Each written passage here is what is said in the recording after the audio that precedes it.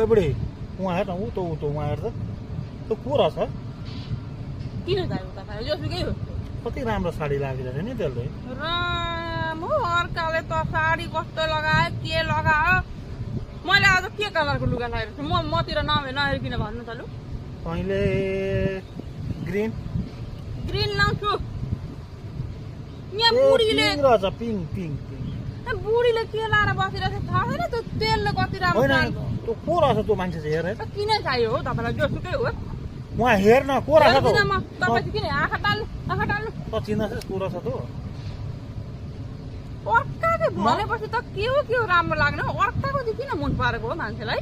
होइन को रहेछ भनेर सोधेको मैले चिनिनँ र को रहेछ होइन को रथे भन्नु न त्यहाँ को रहेछ त बा तेरै कुरो माने मैले को चाहिँ रहेछ तँ भन्दा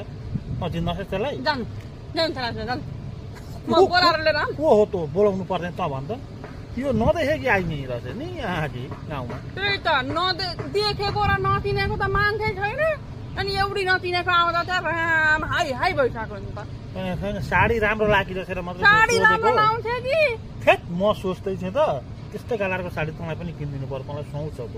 भनेर हेर ठिक छ नै मेरो कुरा म त आइमेलाई पो होला भन्नु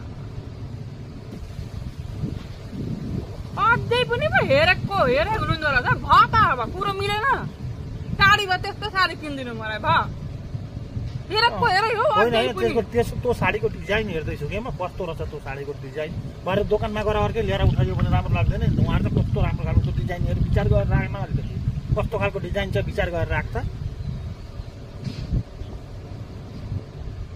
कति साह्रो बाहना बनाउन आएको मान्छेलाई अब साडी किनिदिन्छु भन्दा पनि के को बाहना हो चाहिँदैन मलाई त्यस्ता लगाएको साडी चाहिँदैन भयो